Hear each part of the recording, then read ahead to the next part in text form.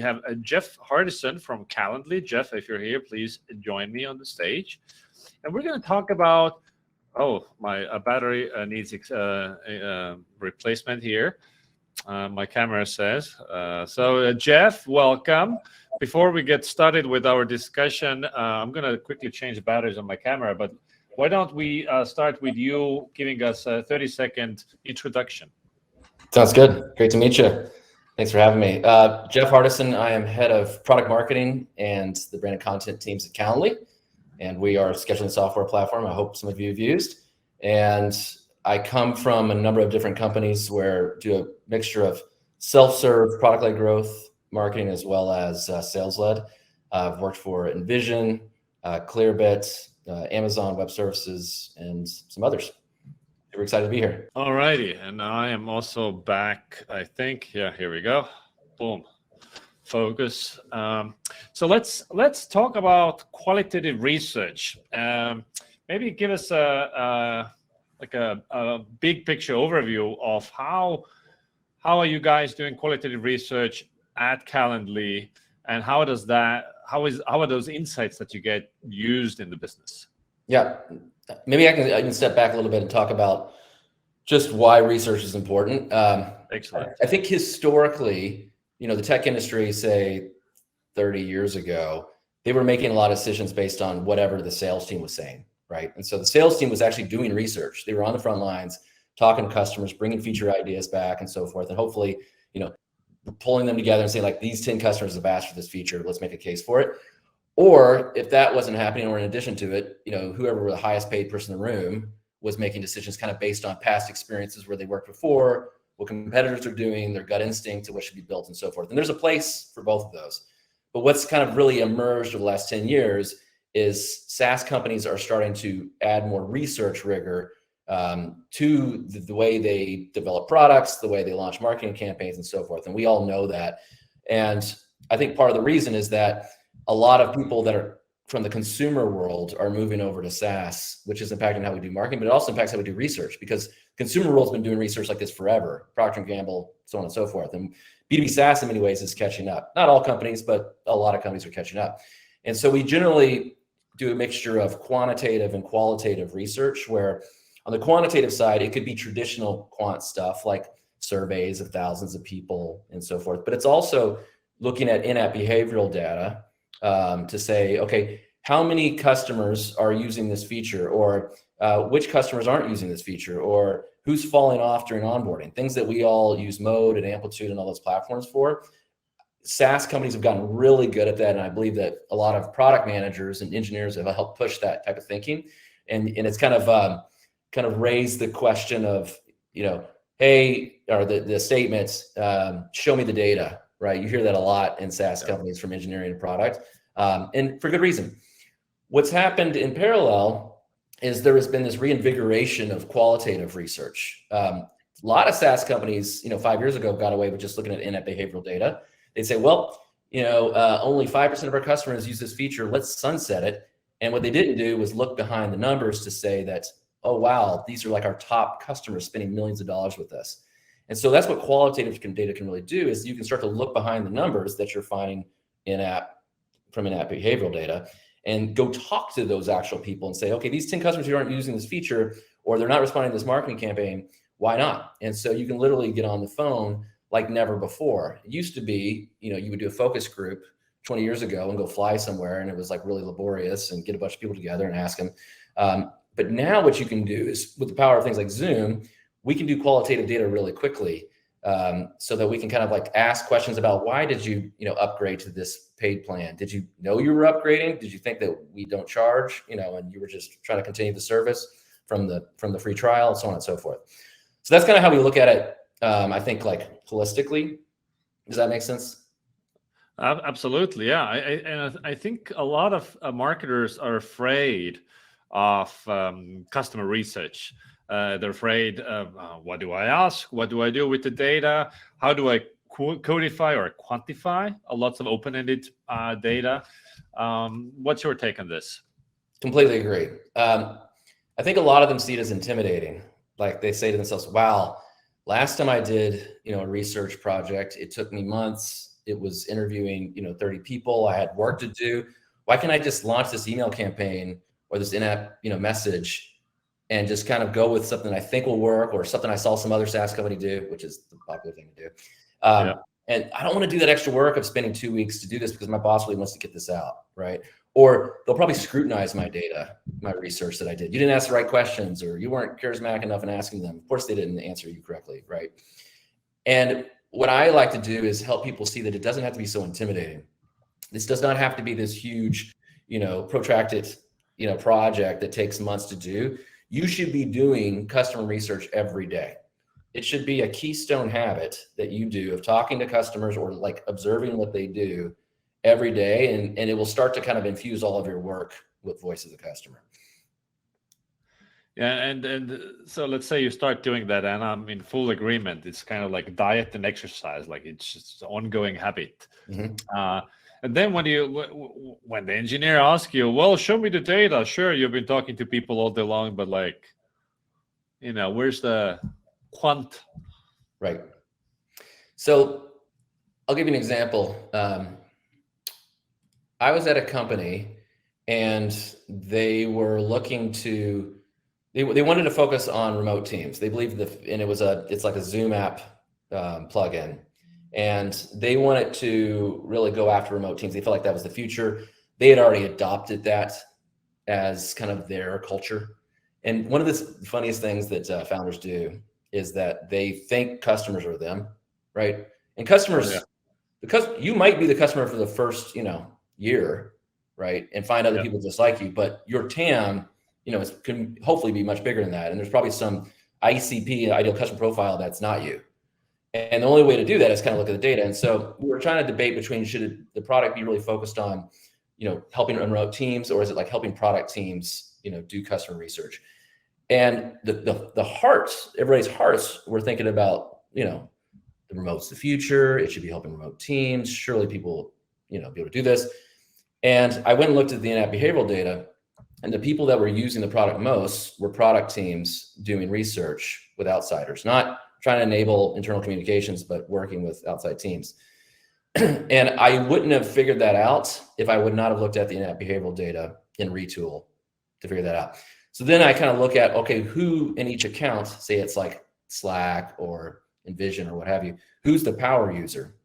Who's using this feature versus that feature? Well, this feature we really care about, but is it a feature they care about, right? And so it really, the quantitative data helps you kind of at least see things in mass before you double click in with the qualitative data and do those interviews.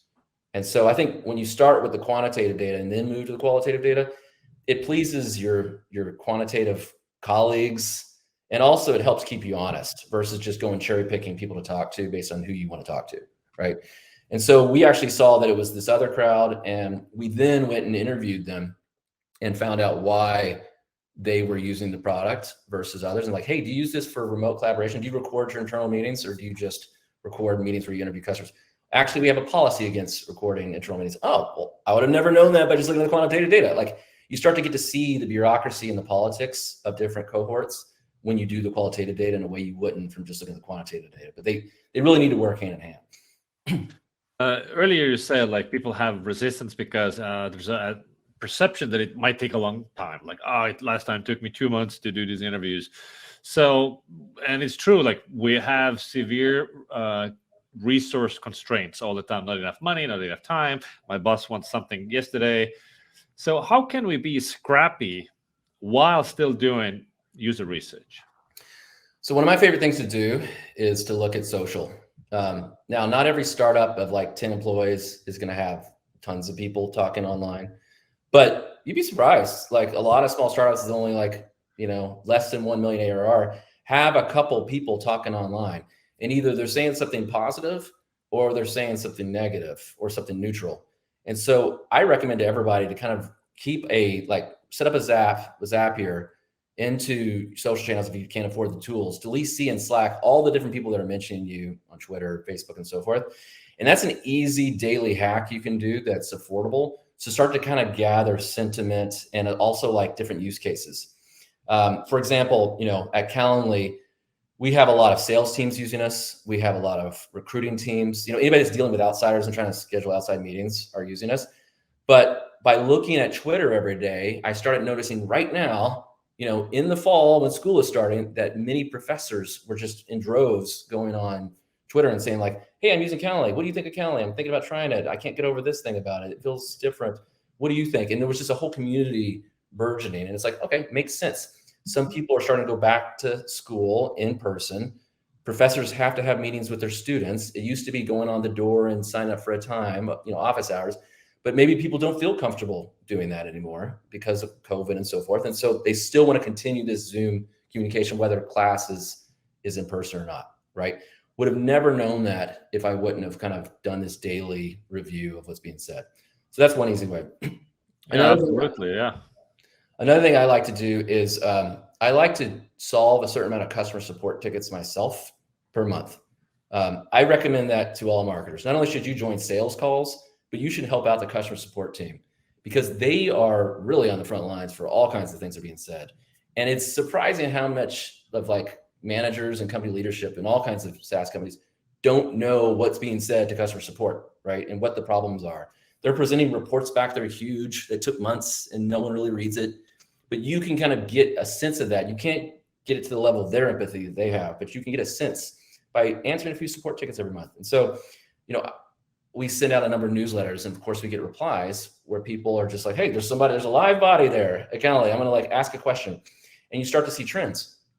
And one of the things I saw was that, while we have lots of kind of early adopters who are technically astute and love to do, first-time user experience onboardings and to watch the screens and figure out how to use it. And they're do-it-yourselfers that go in and read the documentation themselves. Maybe they watch a training video.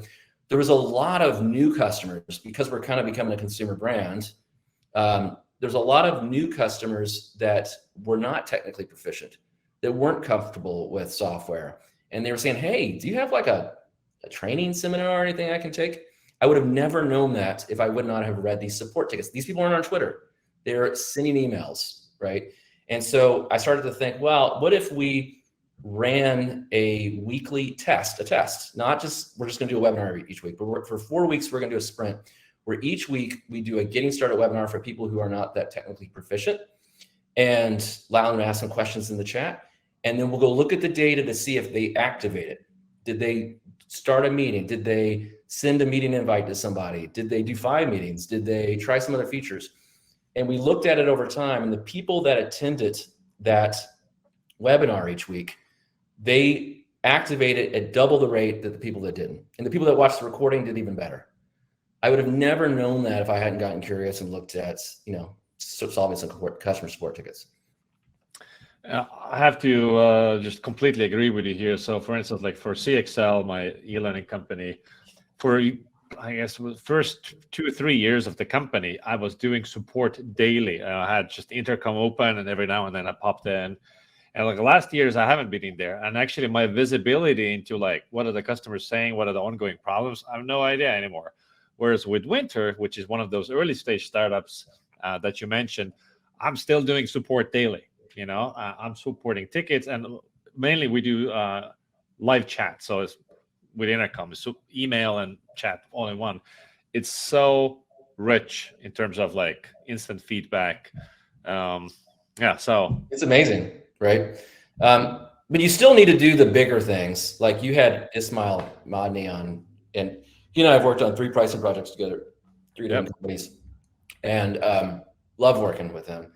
And he reminds me of the importance of doing the extra research work that's not the quick daily social hack or solving tickets. And so what we would do is, a lot of places I've worked, they just kind of guess at pricing. They're like, $2, the competitor's charging 4, let's do 2, right? And, or just guess at what it should be, not even based on competitive research. And so what he really believes in is, at the very least, you should interview like 10 customers and non-customers for like 30 minutes about what your proposed pricing is, right? And because pricing, you don't want to like just make it up. Some of us make it up, but it's like, this is very important. This is money. And so you're taking people's money from them. And so you want to get their insights into what that is. And it's so amazing doing that extra time. It's very time consuming, but it's not as bad as it could be. And you learn so much about, by being very, deliberate about this and holistic about it, you learn so much about these customers and what they're willing to pay, that certain things are worth going the extra mile, I believe, and like doing this more lengthy research. Absolutely. Also, like when I receive on live chat, like an odd request, hey guys, do you do XYZ? And I'm like, maybe I could possibly do this. I'm like, hey, do you have like 30 minutes to hop on a call with me? I'd love to know, why do you want this? Like, this is of course goes into product management and not just marketing and go to market stuff, but similar there. Getting on the phone, I love that idea. A lot of people don't do that. And another way you can kind of use that opportunity is bring in any naysayers you have in your organization to listen to that customer call. So, whether you're a founder or a marketer trying to advocate for some type of new feature or a launch or something, sometimes there's going to be the naysayers. You're like, why do customers want that? Wouldn't business be better if it weren't for the customers, right? They don't like talking to customers. But on the other hand, they talk about the importance of user experience. I guess it's their user experience that they like. So one of the things you want to do is like try to pull them into the phone call. Sometimes kicking and screaming, could be like an engineering leader, product or something. Bring them in and hear directly from the customer, looking into the whites of their eyes, why they want this feature, why they need it, why can't they use this other thing that's out there that you already have. And it's amazing how quickly people start to empathize with that customer and change their mind about just being recalcitrant and not wanting to build something. Absolutely. Yeah. I whenever I have a customer complain, it doesn't happen too often, but sometimes, like, especially if they're mad, like they had a bad experience and they were trying to do something, but something was confusing or, whatever it was. Then I'll tag people in my team and everybody see how somebody's having a bad experience. That problem gets fixed very quickly. Yeah. It's amazing how well like voice of the customer can work. Totally. So yeah, there's also for everybody here. It's like, if you want a product change, go with full of emotion into a support chat. It might just change. Also, Jeff, I know you guys are doing win-loss interviews. How do those work, and how do you guys do that? Yeah. So one of the things, whenever I join a company, I like to go around and do research and ask each leader, product managers, marketing colleagues, salespeople, customer success, everything, and find out like, hey, what have you liked in past jobs that marketing's done to help you, whether it's product marketing or demand management or whatever. And if you haven't worked with marketing before, right? What is something you've heard or read about on Medium that you think marketing should do, and really kind of like draw out things people have been wishing for, and then kind of co-create a lot of what we do, at least try in marketing, versus just kind of operating in a silo. It's kind of like customer research, but internal. And one of the things that always comes up from sales teams is win-loss interviews. Can you go interview people that have, we've not won the deal, we've lost them, and then also interview people that we've won. And so, it's time consuming, right? It's product marketers are involved in all kinds of different things. Marketers are involved in all different things, and to go interview all those customers, not just interview them, but try to email them enough to the point where they actually take the meeting, because that's difficult. And so we do this work. It's worth doing, and we usually incentivize the customer to participate in the meeting. You can give them like a gift card or what have you, and we'll interview them about like, hey, we noticed, you were considering this product, Calendly Enterprise. Why did you not choose it? Did you choose a competitor? No, you just decided to stick with the same thing. Why was that? What was the sales experience like? All that kind of stuff. And it's helpful for the sales team because we're like this objective ish third party that can help kind of like get the customer to open up in a way that maybe they feel sheepish about doing with the actual salesperson or customer success person. And then we also interview people that have won and that are with us, that are a customer, and find out why they chose us.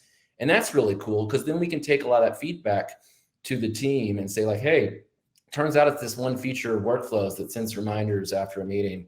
It wasn't like what we thought it would be, like some type of administrative controls. It was this other feature that they're all looking to do. And so maybe in our discovery, when we're selling, we should ask people like, hey, do you have challenges around, reminding people of a meeting or sending follow-ups? because it seems like it's resonating with people. How often do you do this? And is it like in like sprints and batches, or is it for every one loss deal? So this last one we did was a sprint because we hadn't done it for a while. And, we went through 20 customers within like a month and then reported back out. What I foresee is this will probably be like a quarterly thing we do, where we try to batch them up all together. Other places I've worked, we just did them as they came. Some salesperson like, hey, this was a loss, this was a win. And we just kind of had the steady stream, and it was a way to kind of spread out the work. Both have their, advantages. Can you tell me about a time when you or your team were conducting some sort of research, you got an insight, and maybe then you turn that insight into a smaller scale experiment, and that turned into, money, customers, etc.? Yeah. Well, the example I gave you about the small insight of seeing customers asking for this thing, that was an experiment to run those webinars. A lot of people didn't want to run webinars. They take a lot of time. To some people, they feel old school, right? It's like, why can't they just watch the video, read the documentation? And so we were actually able to, I'll take it one step further. Not only were we able to continue doing those webinars because the data was saying, hey, these people converted better, they activated better than those who didn't. We were able to make a case for using video in general, because the host of the video performed better than the live. He went back, they got the invitation to go to this webinar. They're like, oh, I got some question 2 weeks later. And like, oh, there's that recording that they sent me automatically because I didn't attend, but I signed up. They watched that and they activated better than the people over there live, which is pretty cool. And so what that did was help answer a question that product had around, is it worth doing more video tutorials in the help center, in app, and so forth? And before that, they were kind of doing it based on like gut instinct and like, well, if I was a customer, I'd like to have the option of video. But now they had like real data, and it kind of reduced any kind of debate about trying it as an experiment on the product side. Let's see if we have any audience questions as well here. Wazim is asking, many times I have seen a pool or a group of visitors who come and like the offering to then convert into leads in first week, but another set of people in next week bounce back a lot and don't convert into leads as much. How do I measure research about their preferences? So it's interesting. I see that kind of thing too. It'll be like, why are all of a sudden people not upgrading to our credit card plans? And this week they are. And sometimes it's looking to see, did you stop or start doing something? And that's what was resulting in it. Like, let's say that you're noticing people aren't upgrading to one of your self-serve credit card plans just for a week, and it's this anomaly. Well, maybe go find out on the rest of the marketing team, is somebody running some type of new campaign, or are they running a new experiment? For example, let's say that they're now running a different type of email promotion about upgrading to that credit card plan that happens, on the 30th day, if people don't upgrade automatically of signing up. Well, that could have an impact. And so then you need to go dig down and figure out like, well, how are they running this? Are they running this like, are they doing a 50-50 split test? Or are they doing like a 10%, test against the control, but they're doing, which one are they doing? And so it really helps you to kind of go uncover if there's something you're doing differently that is affecting this. That's usually the reason. The other thing is there's sometimes things happening outside of your control that are driving great leads to your site, right? So it could be some type of article came out, like go look into Google Analytics and see who's referring to you, right? Where the source is coming from. And you will often see when there's a spike, it's because of some type of like, some article came out, some blog post, someone famous tweeted about you, right? And it's caused some type of spike. I noticed, that we saw at one company, like a bunch of users from France. And I was like, why is all of a sudden we're getting a bunch of signups that are converting from France? Well, go look in Google Analytics and saw that there was this very popular trade journal that linked to, wrote a whole article about us, but it was in French. And so I didn't catch it right away. Right. And all of a sudden it caused signups. And then go look at what's going on geopolitically in France. And maybe they have like a lockdown happening right now. They need your product because of COVID, but there wasn't a lockdown before and they really need it, and so they're willing to pay, right? So I would say get curious about what you're doing and take an inventory of it all, and if anything's changed, and then go look outside and see what is driving to you, and if that's changed. And you're exactly right, Jeff. So when we when we discuss how to run controlled experiments, the classic thing is like no experiment should last shorter than 2 business cycles, and typically this business cycle is a week, because you never know if you run an experiment for a week, if this week is an outlier for some reason, performance is worse or better than normal. Maybe this week your competitor is dumping prices, or it's Black Friday, or it's Mother's Day, or whatever. There's a riot on the street, somebody's taking over the Capitol. It will affect your your outcome. And so Wasim also like run your experiments at least 2 weeks. 4 weeks is better. It depends on how much transaction data you get per week. Yeah, and I completely agree. And it's also like you have to kind of make a judgment call on how much you want to test against, right? Like, do you want it to be 10% of new signups and really be responsible? Well, that's going to take longer. That could take a couple months to have enough data to show whether the experiment was statistically significant over not doing the thing, right? As you know. And so sometimes you got to make this gut call where it's like, we are pretty sure this will work. So we're going to ratchet it up to like 20 or 30%. Now it's a little riskier, but you'll get results faster. And so these are things you kind of have to discuss internally. Totally. Obviously now with all the cookie blocking stuff, you really can't run any more long experiments because cookies expire. People they come back in 2 weeks, they get bucketed into a different variation, and it's called basically sample pollution. And so if your experiment is more than 30 days, can't really trust any of it unless you do like complicated server-side testing where you don't rely on cookies. That's different. Right. Or website experiments like a sign up, form versus like an email experiment where you can actually see when I send this email to this customer, they upgrade it. Right. Jeff, who at Calendly, who does the research? Is it the product team? Do you have a dedicated research team? What does it look like on the kitchen side of things? So one really cool thing compared to other places I've worked is research is a huge part of the culture. Tope, our CEO, who founded the company, he did a lot of research where he was talking to customers for years, still does. He has a rule where he tries to talk to a customer at least every week. And so that's very much kind of become the culture of the company. So product managers do a lot of their own research. They're in, tools like Mode and Heap and looking at the behavioral data and seeing, did this change work? Did this not? Did this launch have an impact, et cetera? They're also doing their own qualitative research. We also have our UX copywriters, they're more than that. They're called the product content team. They are doing lots of research using various tools out there, qualitative and quantitative. The growth team, which is also the person who runs growth also runs research on the product management side, growth product management, that is. They do tons of research, both qualitative and quantitative. Us in marketing is a big part of what we do. So it's really throughout the organization, just something we all. Is the research team like a center of excellence, or is it like, does every product team have their own research people? Or yeah, I think they're a center of excellence that handles big research projects, but we don't. Other places I've worked, the product manager might say like, hey, I don't have time to do qualitative. Hey, product marketing, can you do it? Or research team, can you do it because you're well staffed up? It's still something everyone has to do, but the research team takes on bigger research projects. For example, maybe they go interview, 2,000 customers over like a 3-month period about what they like about Calendly, what they don't, what should we build.